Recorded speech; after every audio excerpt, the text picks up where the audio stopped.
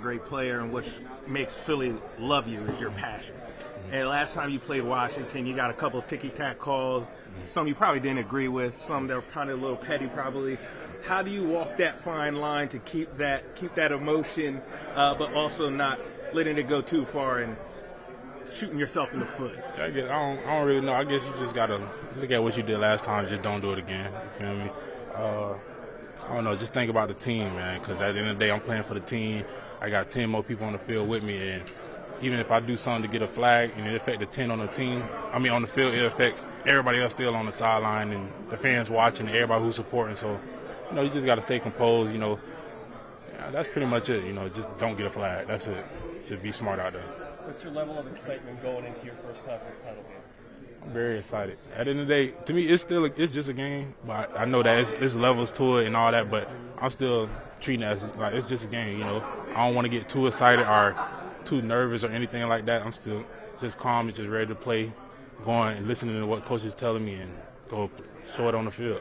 And how do you feel about the opponent? Third time facing the Commanders. Things got a bit chippy the last time you guys saw each other.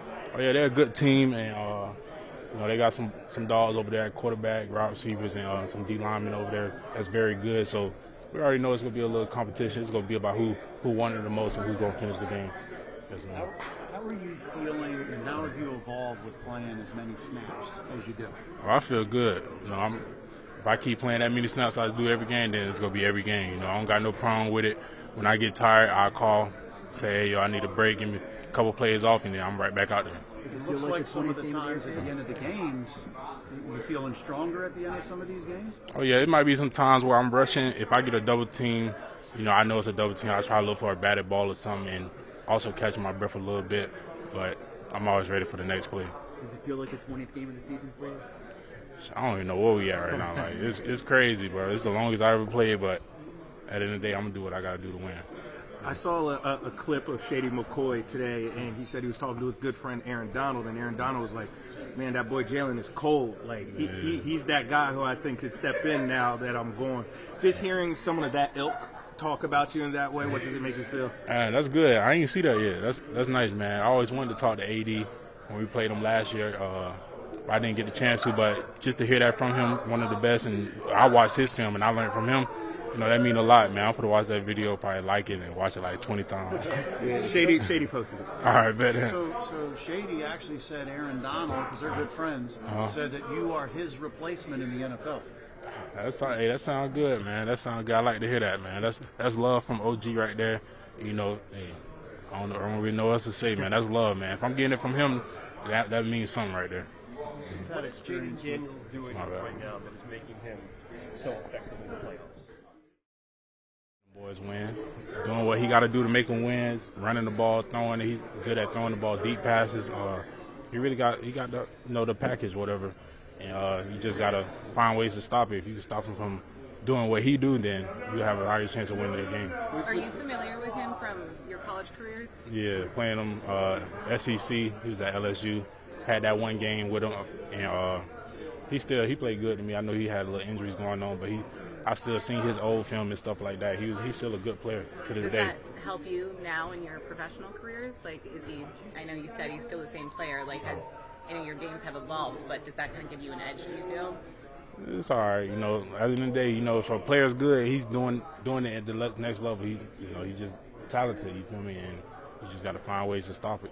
With the pressure, you're able to get up the middle. My we saw bad. against Matthew Stafford. You say it again? My With bad. the pressure, you're able to get up the middle. We saw it against Matthew Stafford at the end of the game. How prepared do you have to be for him with his ability to get out of the way real quick? Now, yeah, he surprised me when I had that free rush on him, and he dropped. I really thought I was going to miss. I was like, oh, snap. But, you got to be prepared for stuff like that. We worked that this week. We just prepared for, don't miss a tackle.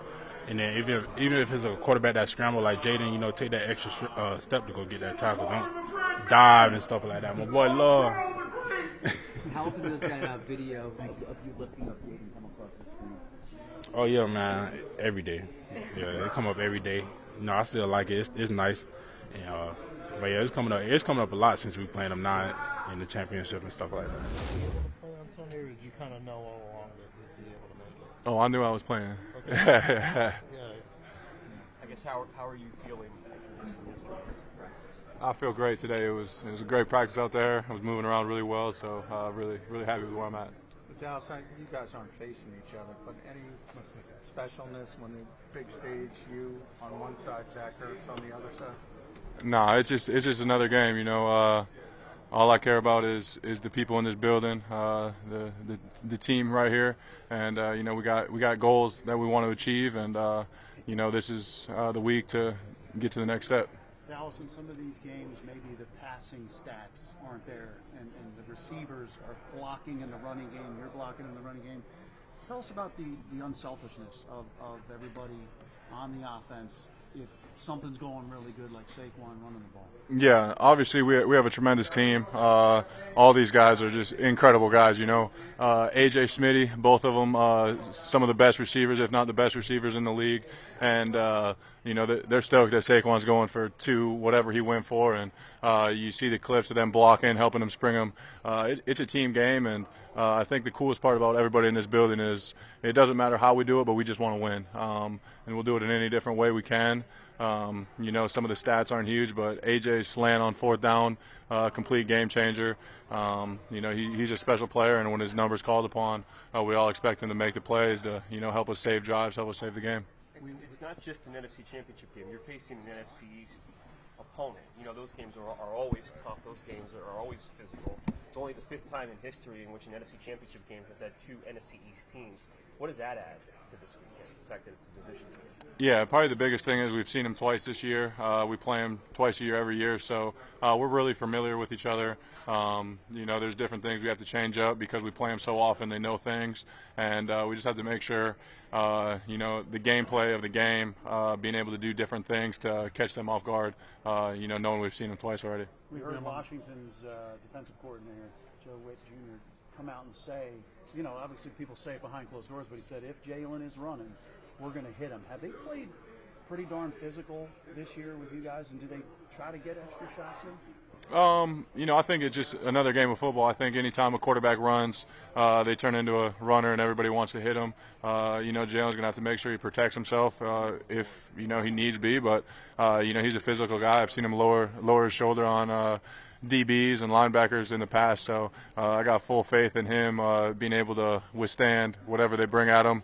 But, I mean, if it's all in fun in the rules of the game, we're all here for it. To get back to the NFC title game, I mean, this team's gone through a lot to get there, but you have as well. What has that journey been like for you? Yeah, obviously, going to the Super Bowl 2 years ago, going into the season last year, having high expectations and kind of falling short. You know, it just kind of built a little bit of hunger in all of us. You know, we got, not very often do you have a team with as many superstars, as many great players as this, and we definitely want to take advantage of it. We're all hungry for more, and you know, we got the team to do it, so we just have to make sure we go out there and play our best football on Sunday. On the Green Light podcast, and I thought you were really insightful about the language of Vic Fangio's defense. We talked about it so much in training camp, how everyone thought it was going to be really hard to pick this thing up. Are you surprised at all how quickly you all have been able to pick up this defensive scheme? I mean, it wasn't too quick, I don't think. It took us a couple weeks to get rolling, but we trusted the process with the guys we have in here, and everyone's smart, intelligent, willing to learn, and we figured it out, I'd say. And especially now, full circle moment, getting ready for an NFC Championship game. Have you taken time to think about how far this defense and you have come this year? It's hard to because we're so narrow-sighted right now. Our eyes are on one common goal as a team, and it's honestly really hard for me to talk about myself in the first place. So I'm sure after the season, when it's all said and done, I'll look back and really be proud of myself and this defense. Yeah, you could tell during your press conference they were asking all about, you know, Defensive Player of the Year, and you could tell, like, yes, you feel like you're deserving, but I can tell it's like new territory for you talking about this award like this, getting ready for the playoffs as well, not having a ton of experience. Do you notice any difference this week at all about how you guys are operating?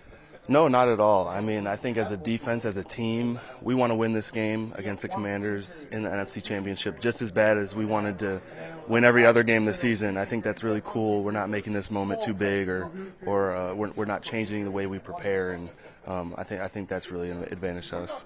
Everyone is talking about Jayden Daniels, and rightfully so. And me, just, you know, being a sports reporter, I would listen to all the national media outlets, and I feel like they're giving him his flowers a little too early. I know you guys have respect for him, but do you see him still as a rookie quarterback coming into a very hostile environment?